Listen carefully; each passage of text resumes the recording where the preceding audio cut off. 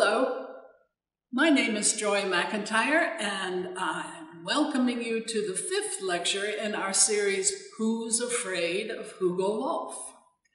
This lecture is entitled A Modern Voice and is about American art song.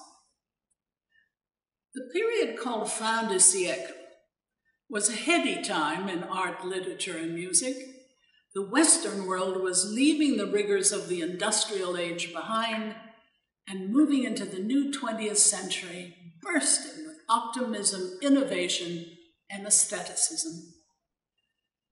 That late 19th and early 20th century abounded with musical expression in America as well as in European countries. Even Italy took a brief break from its adoration of opera and produced song composers like Respighi, Donaudi, and Pizzetti. We've already touched on that period in France, Germany, and Austria in an earlier lecture. In Great Britain, composers like Roger Quilter, Ivor Gurney, John Ireland, Gerald Finzi, Michael Head, and Ray Vaughan Williams led a new renaissance in song. And then later, of course, Benjamin Britten added his inimitable voice to the mix. There are so many American art song composers from that post-Romantic period that one doesn't know where to start. And that is without counting the unique contributions of composers like Irving Berlin, who gave voice to the popular American spirit.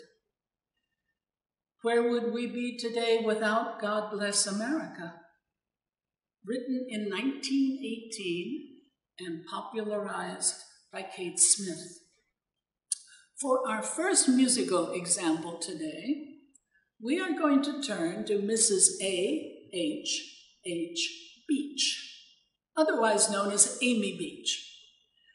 She became the first American woman to have a symphony premiered by a major orchestra, in this case, the Boston Symphony Orchestra. She was also in the vanguard of American song composers of the late 19th century. Amy Marcy Beach was born in New Hampshire in 1867, the same year as another great musical pioneer, Scott Joplin. Already as a toddler, Amy was recognized as a musical prodigy due to her astonishing sense of pitch and musical memory. She studied piano with her mother, and then later with Karl Beermann, who was a pupil of Franz Liszt and was teaching at the New England Conservatory in Boston. Amy gave her first public performance in 1874 at the age of 7, playing Beethoven and Chopin. Although she also composed music from an early age, in terms of formal studies, Amy was largely self-taught, translating relevant works from French and German to study on her own. 1885 was a pivotal year for the 18-year-old Amy. She debuted with the Boston Symphony Orchestra, playing the Chopin F minor concerto. A month later, she played the Mendelssohn D minor concerto under another conductor. And later that year, she married the prominent Dr. Henry Harris Aubrey Beach. The rules of decorum for Boston society women at that time were quite strict, and Amy had to limit her public performances to 2 per year. Accordingly, she devoted most of her time to composing, and with remarkable success. Her Gaelic symphony was premiered by the Boston Symphony Orchestra in 1896, after which George Whitfield Chadwick invited her to join the fabled Boston Six, a group of New England classicist composers, declaring Amy to be one of the boys. In 1910, after 25 years of marriage, her husband died, and she resumed her concert career in America and Europe, where she was particularly lauded. In 1928, she was awarded an honorary master's degree from the University of New Hampshire, and the president of the university apologized that it couldn't be a doctorate. In 1936, at the invitation of Eleanor Roosevelt, she performed at the White House. She passed away in 1944 after a lifetime of remarkable achievements, not only as a composer and performer, but also as a woman. Sarah will now sing one of Amy Beach's most popular songs for us, The Years at the Spring, to a text by Robert Browning. This song, written about 1900, is replete with soaring vocalism and rejoicing at the coming of spring. Sarah? The years of the spring and days of the morn, mornings at 7, the hills high and still pale. The years of the spring and days of the morn, the larks on the wing, the snails on the lawn, God in his hand, God in his hand, all's right with the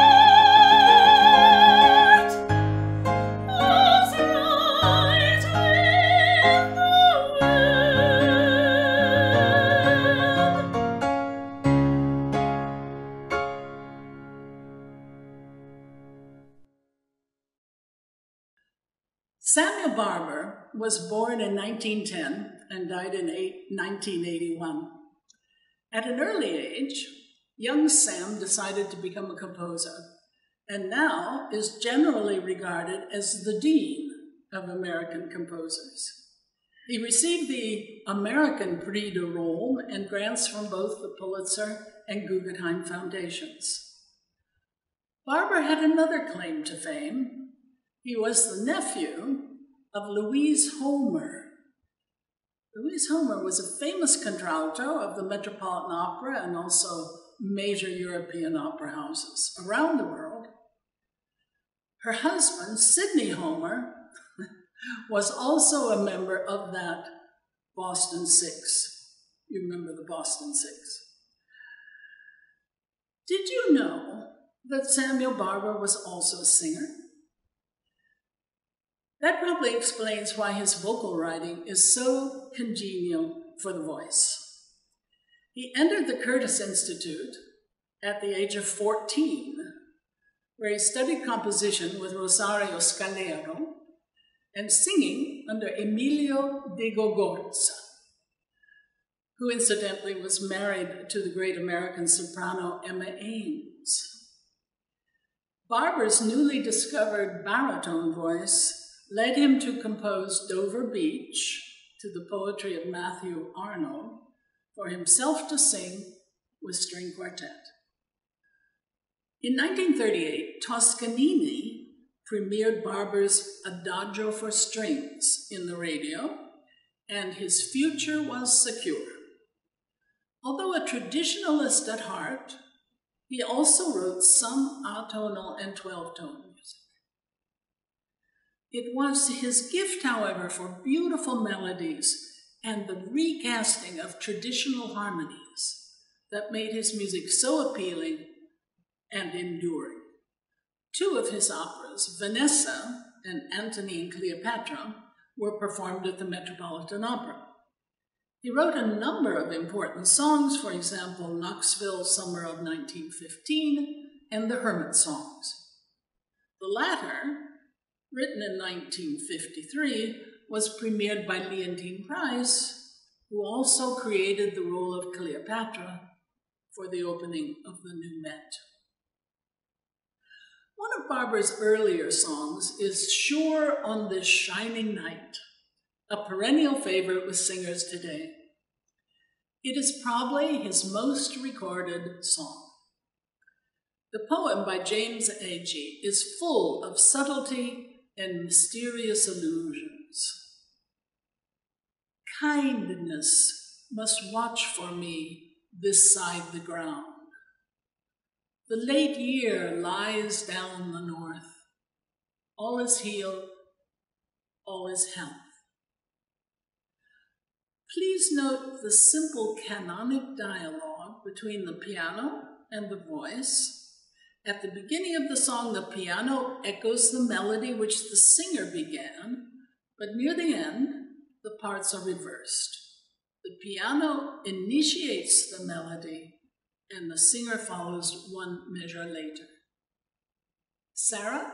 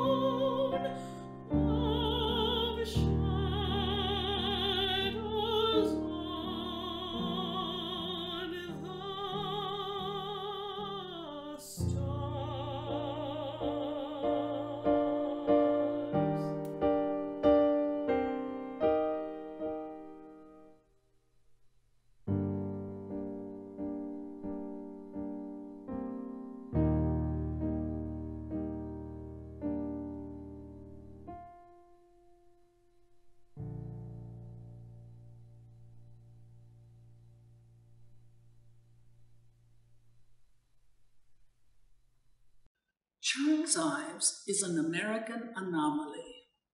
He was born the same year as the Austrian composer Arnold Schoenberg, and he shook up the world of music composition in a more modest but not dissimilar way. In high school, Charles was the captain of the football and baseball teams. He was also very musically gifted, becoming organist at a local church at the age of 14.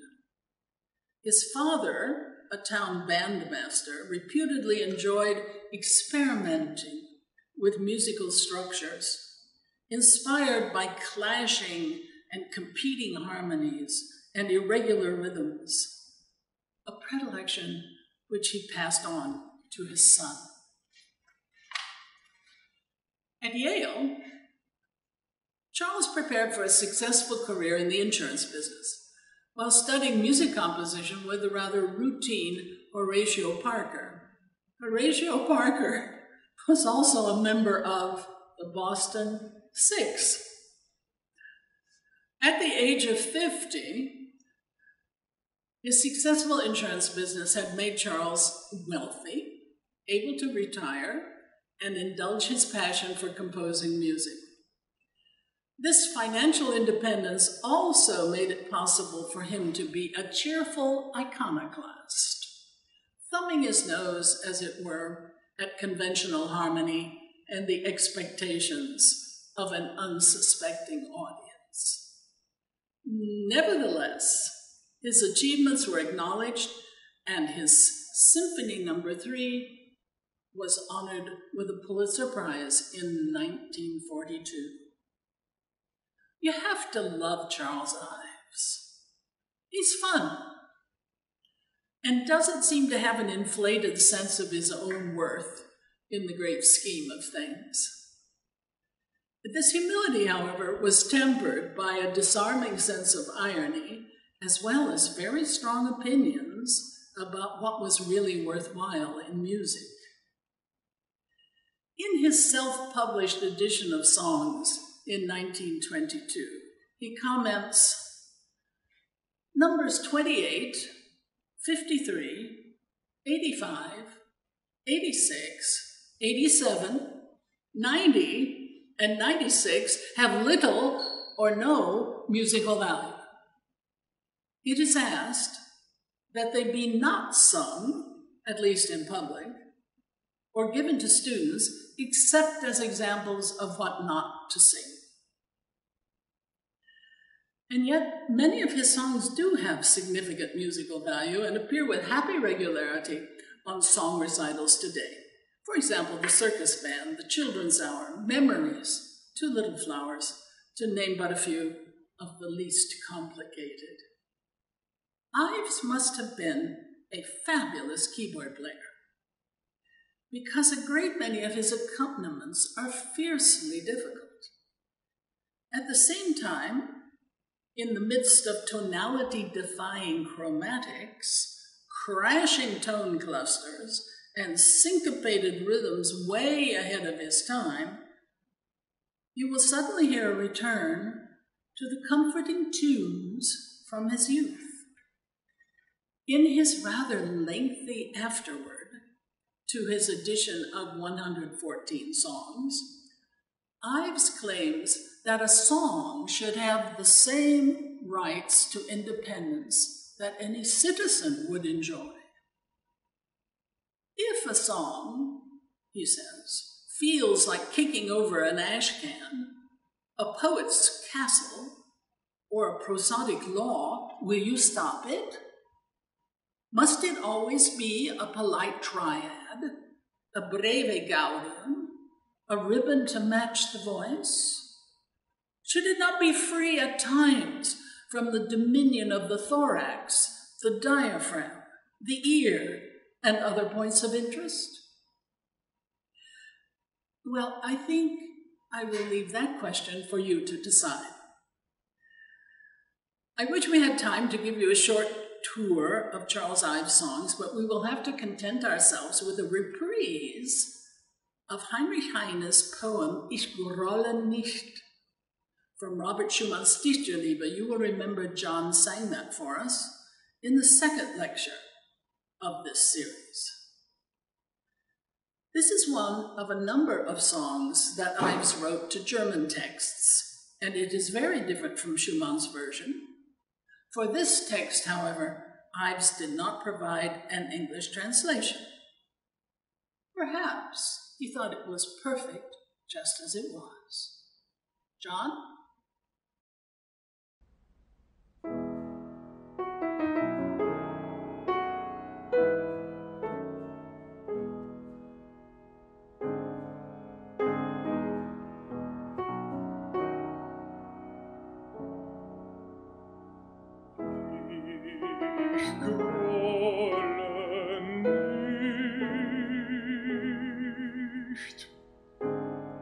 Wenn das Herz auch bricht, ewig verlornes Lieb, ewig verlornes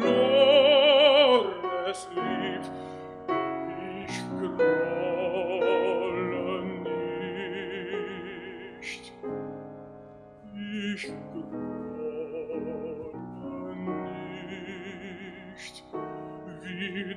auch strahlst in Diamantenpracht.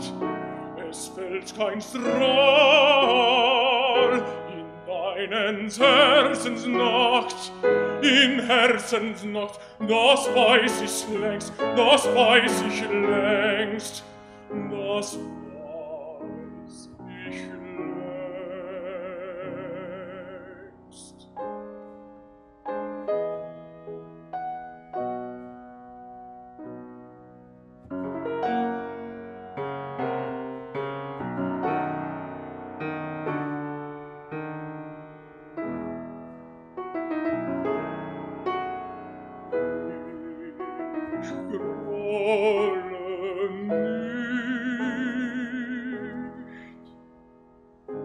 Und wenn das Herz auch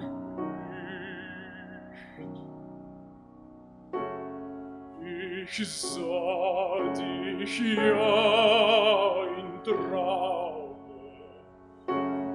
ich sah die Nacht in deinen Herzentraume und sah die Schlang, die dir am Herzen frisst. Ich sah, mein Lieb, wie sehr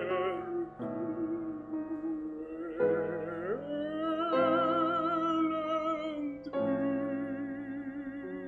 bist.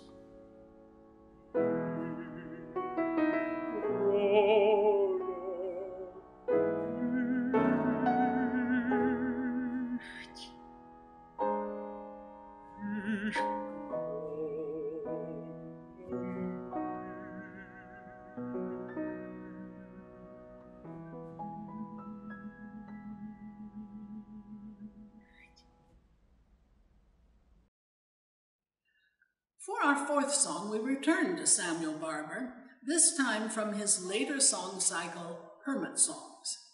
These are a collection of 10 songs with medieval texts originally written in Irish, a form of Gaelic, and translated by prominent poets of the day. Sarah will now sing for us St. Ita's Vision. St. Ita is a venerated figure in Irish Catholicism.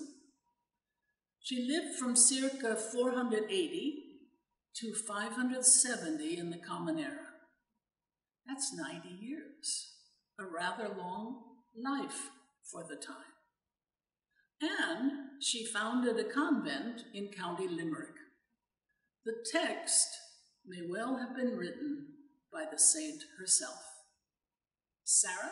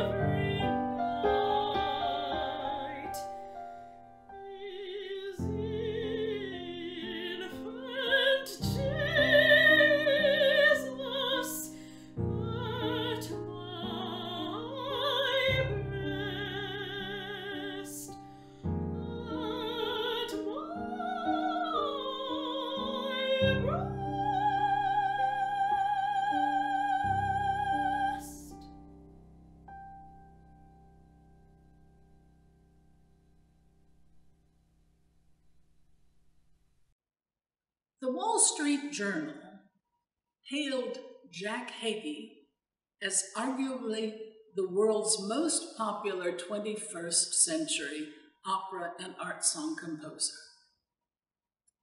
With 8 full-length operas and 300 art songs to his credit, plus chamber and orchestral music, who would argue with that? Heggie's path to musical fame as an opera composer was a bit circuitous, but when his first opera, Dead Man Walking, burst on the scene, the effect was electric. The opera has been performed all around the world and was slated for production at the Metropolitan Opera in 2021 until COVID intervened. Heggie belongs to a group of prolific contemporary composers like Ricky Ian Gordon, Libby Larson, Gwyneth Walker, Lee Hoybe, Thomas Passettieri, John Corigliano, and others who have earned a rightful place on the recital stage. We remember also John Duke and the great Ned Rorem, favorites among singers. Then, of course, there is William Bolcom. Like Richard Strauss, Arnold Schoenberg, and Benjamin Britten before him, he continues the great tradition of memorable cabaret songs. It is a rich palette of song indeed. Our 2 final songs are both by Jake Heggie, one more lighthearted and the other more serious. First, we have Route to the Sky, which is the last in a cycle of 4 songs called Paper Wings, commissioned by the remarkable mezzo-soprano Friederike von Stade. Von Stade wrote the words and dedicated them to her daughter. She premiered the work in 1997. Von Stade's daughter happens to be named Lisa, and the opening notes, as you will hear, echo Beethoven's famous Bagatelle number 25, Für Elise. Michelle?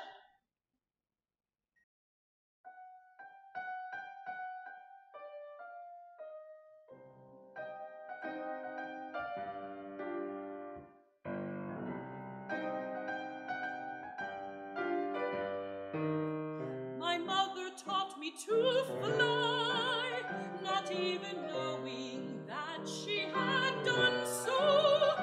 I climbed on the roof, a complicated route to the sky, and the fireman got me down. Oh, the fireman got me down.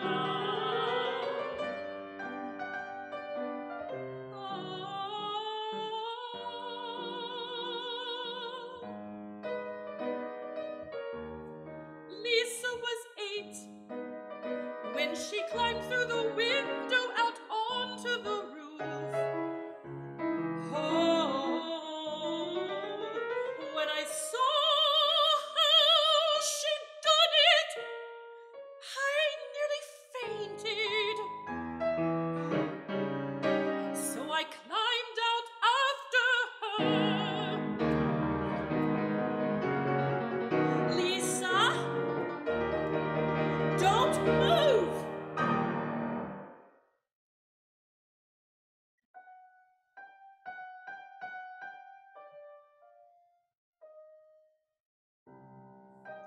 Then we were both stuck.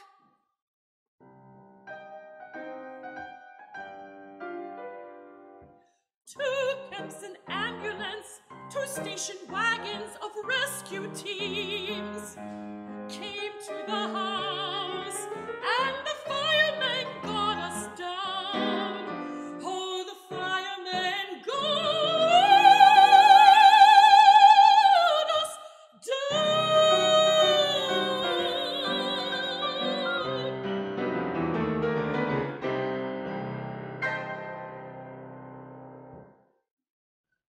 Our final song, I Shall Not Live in Vain, is based on a poem by Emily Dickinson, who wrote nearly 1,800 poems 1,800 poems.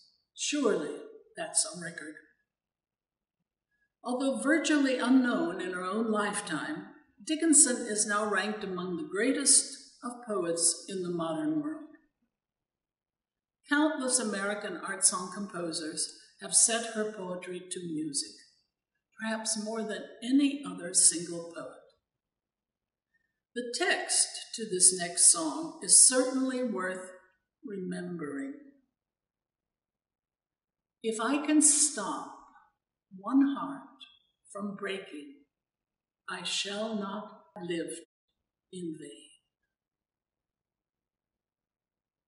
Michelle?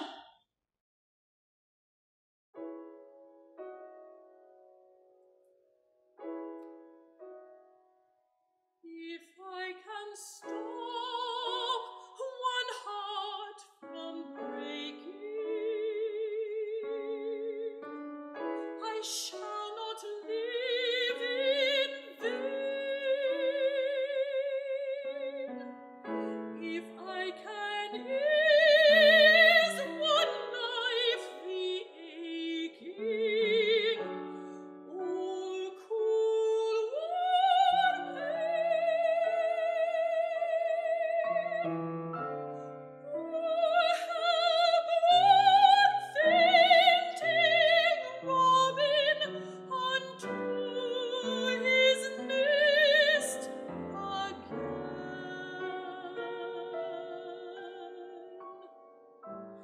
I shall not live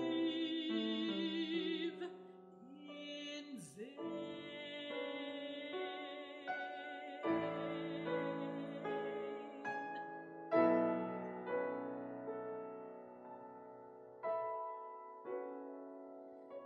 If I can stop one heart from breaking, I shall not live in vain. If I can ease one life the aching, or cool the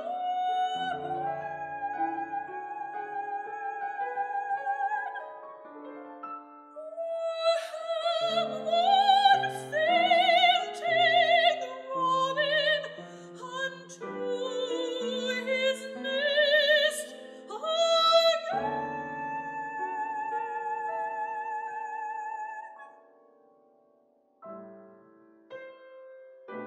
I shall not live.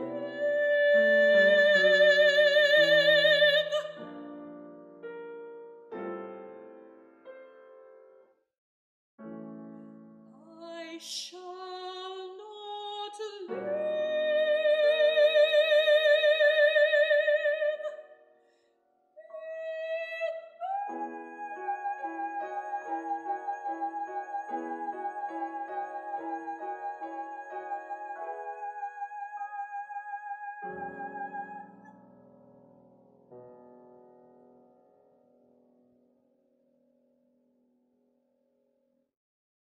We have now come to the end of our exploration of classical art songs.